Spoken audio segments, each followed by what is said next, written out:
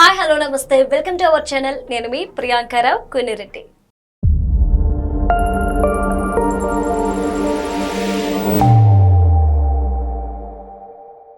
నందమూరి తారక రామారావు గారి వారసుడిగా 4th generation వ్యక్తిగా పరిచయం అయ్యారు.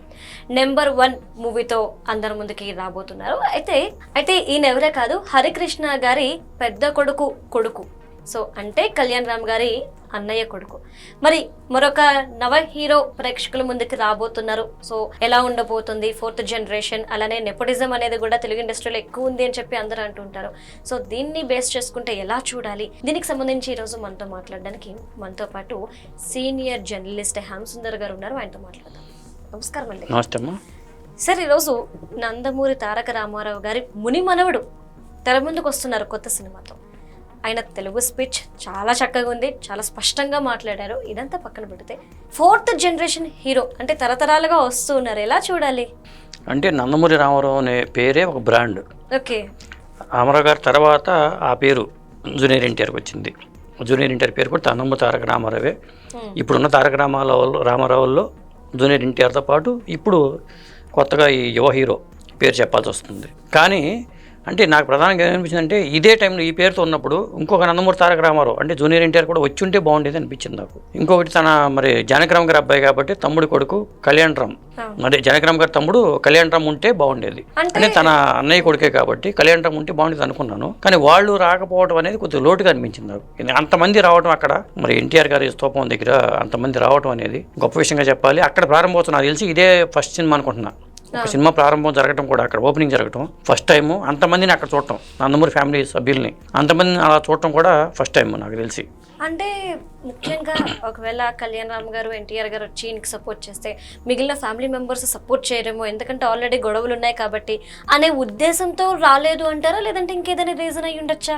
అంటే నేను అనుకోవడం ఏంటంటే చౌదరి గారు ఎక్కువ మహిళల్ని పిలిచారనేది నాకు తెలిసిన సమాచారం. అంటే అందరు మహిళలతోనే, భువనేశ్వరి గారు వచ్చారు, పురంధేశ్వరి గారు వచ్చారు, లోకేశ్వరి గారు వచ్చారు, కళ్యాణ్ రామ్ గారి సిస్టర్ సుహాసిని గారు కూడా వచ్చారు.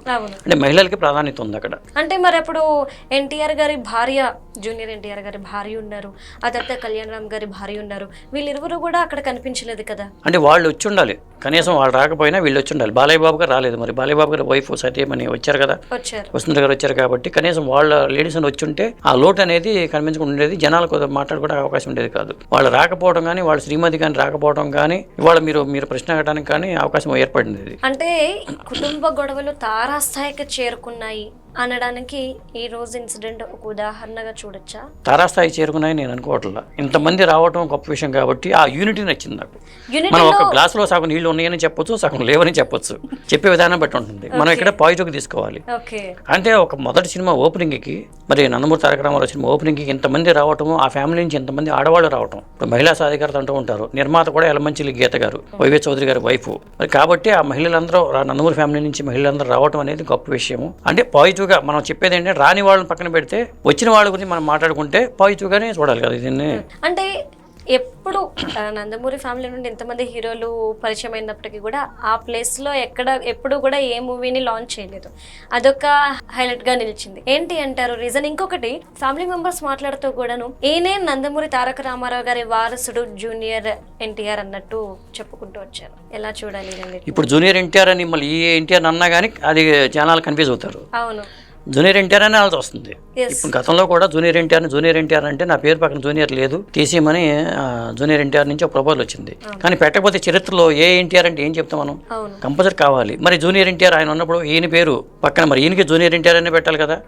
లేకపోతే ఆయన సీనియర్ ఎన్టీఆర్ అంటే మళ్ళీ సీనియర్ ఎన్టీఆర్ ఆయన అవుతారు. ఇప్పుడు ఉన్న వాళ్ళు ఎన్టీఆర్లో ఎవరు సీనియర్ అన్నప్పుడు ఇక్కడ జూనియర్ ఎన్టీఆర్ సీనియర్ ఎన్టీఆర్గా మారిపోతారు. ఇప్పుడు వచ్చిన యువ హీరో మళ్ళీ జూనియర్ ఎన్టీఆర్ అవుతారు. ఇది ఒక కన్ఫ్యూజన్.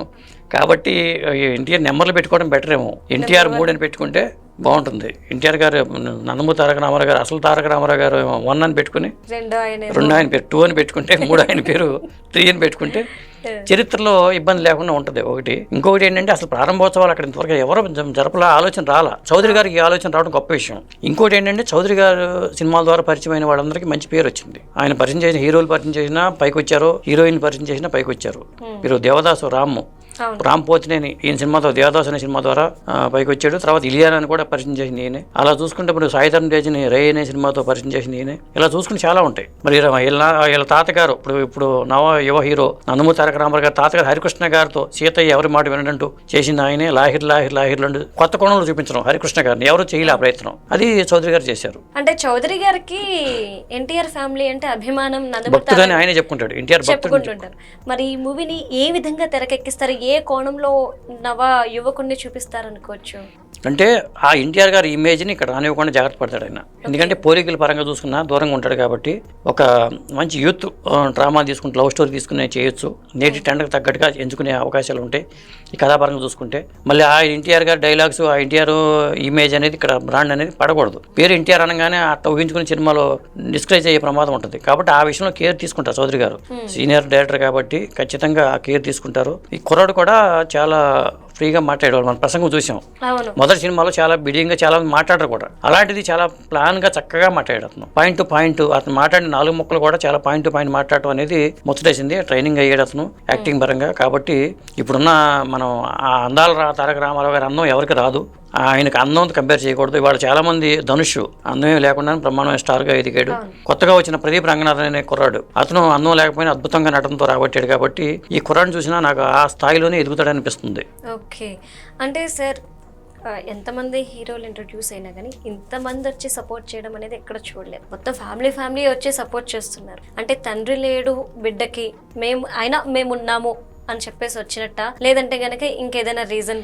కొంత అది ఉంటుంది. ఎందుకంటే జానకిరామ గారు లేరు, హరికృష్ణ గారు లేరు, నాన్నగారు లేరు, తాతగారు లేరు, ముత్తాతగారు లేరు. మరి అలాంటి ఫ్యామిలీలో ఒక సపోర్ట్ రాకపోతే, ఒక భరోసా ఉంటే మేమున్నాం మీ వెనక అని ఇంతమంది రావడానికి కారణం అదే అనుకుంటున్నాను నేను. మేమందరం మీ వెనక ఉన్నాం, నీ వెనక ఉన్నాం. సినిమాలే మనకి ఇది. చాలా మంది సినిమాలే కదా. నెపోటిజం మీరు అన్నారు కానీ నెపోటిజం అనుకోవట్లేదు నేను. అవకాశం రావడం నిలబెట్టుకోలేరుగా. నెపోటిజం ఉన్నా నిలబెట్టుకోలేక పక్కకి వెళ్ళిపోయిన చాలా మంది ఉన్నారు. కాబట్టి ఎంతవరకు నిలబెట్టుకుంటాడో అనేది అతని మీదే ఉంటుంది, అతని భుజస్కంధాల మీద ఉంటుంది. కుర్రాడు కూడా చాలా హైట్ ఉన్నాడు, సినిమాలకు తగ్గట్టు ఫిజిక్కే ఉంది, యాక్టింగ్ పరంగా ట్రైనింగ్ అయ్యాడు, డైలాగ్ మాడ్యులేషన్ కూడా అద్భుతంగా ఉండే అవకాశం అయితే ఉంది. అయితే మొత్తం మీద రాబో రోజుల్లో ఆయన్ని ఎలా చూస్తాము అనేది అయితే question mark. Right, thank you so much. Thank you.